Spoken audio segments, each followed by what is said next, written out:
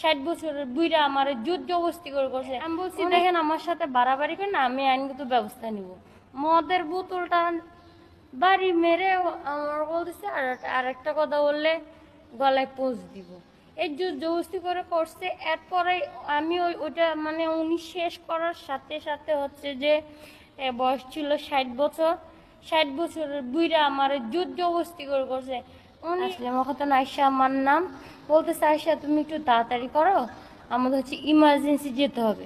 সব শ্যুটের জন্য ওখানে প্রসেসিং চলতেছে, স্ক্রিপ্টগুলো মুখস্থ করতে হবে এবং হচ্ছে আমরা একদিনের জন্য রিসোর্টটা ভাড়া নিছি, তাড়াতাড়ি চলে আসতে হবে। তো আমি বললাম যে যেহেতু ওনার সাথে আমার আগে কথা হয়েছে, পরিচয় হয়েছে, দেখা সাক্ষাৎ হয়েছে, লোকটা মানে খারাপ আচরণটা আমি বুঝতে পারিনি।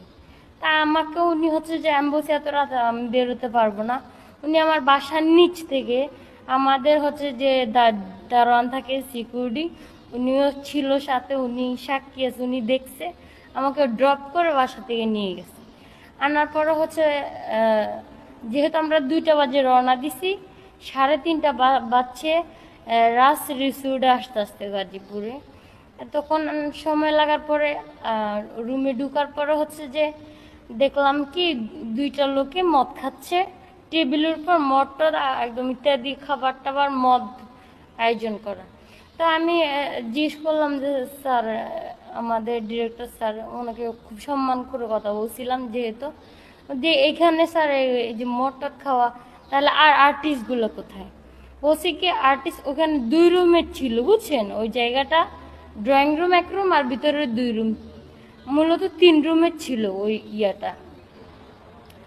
এরপর হচ্ছে আমি বলে কি তুমি চেঞ্জ করতে যাও, আর আর্টিস্টরা আসবে, যেহেতু তখন 3:30 4টার কাছাকাছি আর্টিস্টরা চলে আসতেছে, তুমি যাই চেঞ্জ করো।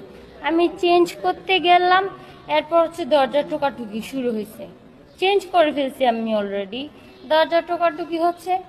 বাবা 2জন বসা ছিল, একজনের নাম বাবর, আরটা হচ্ছে মালিক পক্ষ, ওনার নাম আমার জানা নাই। হ্যাঁ, ওই যে লোকটা 35+ বয়স হয়েছে, 37 মনে হয় এরকম, ওই লোকটা দরজায় টোকা দিচ্ছে। আমি তো মনে করছি নর্মাল বিষয়, যেহেতু আমরা এভাবে চলছি থাকছি, কোনো সমস্যা হয় নাই, তা আমি এটা নর্মালভাবে নিছি। আমি দরজা খুলে দিছি, দরজা খুলে দেওয়ার পরে হচ্ছে যে উনি জোর জবরদস্তি পুরা মদ খাওয়া অবস্থায় মাতাল অবস্থায় ছিল 2জন, উনিও খাচ্ছে মদ, এরপর ডিরেক্টরও খাচ্ছে যে ওখানে খায়া চিল্লা ফাল্লা গান শুরু করে দিছে। আর একজন উনি জবরদস্তি করতেছে, তাই আমি বলছি আমার স্যারের সাথে কথা বলতে দেন, আপনি আমাদের সাথে এগুলো অপরাধ অন্যায় করতেছেন। বলতেছে এরকম কত মেয়ে হচ্ছে নাটক ফাটকের, আমাদের কাছে এগুলো কোনো বিষয় না।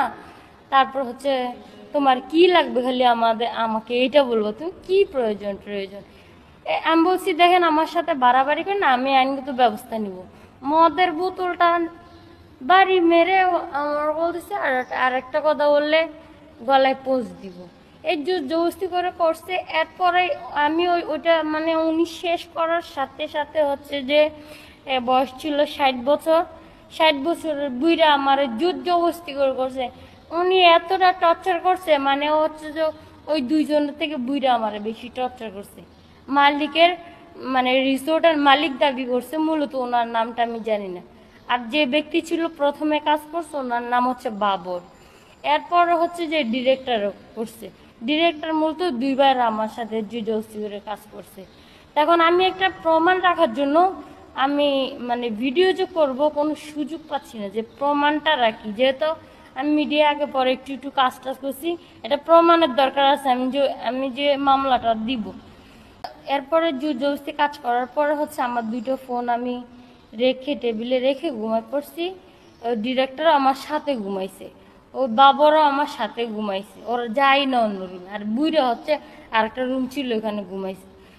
সকালে 9টা বাজে ঘুম থেকে উঠে দেখি বাবর নামের ছেলেটা নাই। তারপর হচ্ছে যে বুড়া ছিল রিসোর্টের মালিক, উনিও নাই। প্লাস আমার আইফোন ছিল 2 লক্ষ টাকার উপরে, আমার আইফোনটাও নাই। এখন সকাল উনি ঘুম থেকে উঠে, আরে বাপরে যা করছি ভুল করে ফেলছে, আমার পায়ে পড়তেছে, আমার কাছে মাপ চাচ্ছে, আমাকে ক্ষমা চাচ্ছে, বিনিময়ে কি লাগবে তাই দিবে। আমি বলছি না, বিনিময়ে কিনা আগে আমার আইফোনটা দেন, পরের ব্যবস্থা পরে করতেছি। আমি তো আইনগত ব্যবস্থা নিব, এটা আমার জানা আছে। তা বলতেছি ওয়েট করো, বাবর আসলে ফোনটা দিয়ে দিবে। আসলে বাবরও আসে নাই, বাবরের ফোন দিতে দিতে দিতে দিতে দিতে কেউ ফোন ধরে নাই ওই ডিরেক্টরের। তখন উনি সেন্সে চলে আসছে, মোটামুটি পাটা ধরে ক্ষমা টমা চাইছে। এরপর হচ্ছে ওনার সাথে যে ছবি তুলব, কীভাবে তুলবো এখন, যেহেতু লাঞ্চের সময় হয়ে যাচ্ছে, মোবাইল হাতাহাতি খুঁজ করতেছি এভাবে। মূলত 9টা থেকে 2টা পর্যন্ত রিসোর্টে থাকার কারণ হচ্ছে আইফোনের গণধর্ষণের মামলা হয়, তখন সে অনেক কিছুই বলবে। আজ যেহেতু আমার মেডিকেল হয়ে গেছে অলরেডি, রিপোর্ট দিয়ে দিবে, তো এখানে হচ্ছে যে সময় মতো বুঝবে উনি, ঠিক আছে। ওনাকে আমি আগেই বলছি যে আমি আইনগত ব্যবস্থা নিব। ধর্ষণ করছে একজন, পরে এটার বিচার চাই আইনগত ভাবে বিচার। আমার মূলত এটাই, ঠিক আছে। মোবাইল গেছে, যাবে আসবে, কত কিছু জীবনে লাইফ হবে, কিন্তু আমার সাথে জবরদস্তি যে এই কাজগুলো করছে, মূলত আমি এটার যথাযথভাবে বিচার চাই, ঠিক আছে। 22 তারিখে দিবাগত রাত্রে একজন ভিকটিম রাতে 3:30টা রাজশাহী রিসোর্টে প্রবেশ করে, সেইখানে সে ধর্ষিত হয়। এটার পরিপ্রেক্ষিতে থানায় মামলা রুজু হইলে এই মামলার তদন্তের জন্য আজ এই রিসোর্টের সংশ্লিষ্ট কাগজপত্র সঠিক আছে কিনা এটা যাচাই বাছাইয়ের জন্য একটা মোবাইল কোর্ট হয়। সেই মোবাইল কোর্টে ওই রিসোর্টের সংশ্লিষ্ট কোনো কাগজপত্র সঠিক না থাকায় ভ্রাম্যমাণ আদালত কর্তৃক 2 লক্ষ টাকা জরিমানা করা হয়। এরপরে ওই রিসোর্টের অভিযান পরিচালনা করিয়া দেখা যায় যে এখানে অনৈতিক কার্যকলাপের সাথে জড়িত থাকার অপরাধে 2 জন মহিলা এবং 16 জন পুরুষকে আটক করা হয়েছে। অনৈতিক কাজের যে আলামত সেগুলিও পাওয়া গেছে এবং 3টি বিয়ার পাওয়া গেছে। আমরা এই রিসোর্টের যে কার্যক্রম সেগুলি আমরা তদন্ত করতেছি, তদন্ত সাপেক্ষে তাদের বিরুদ্ধে আইনানুগ ব্যবস্থা গ্রহণ করা হবে।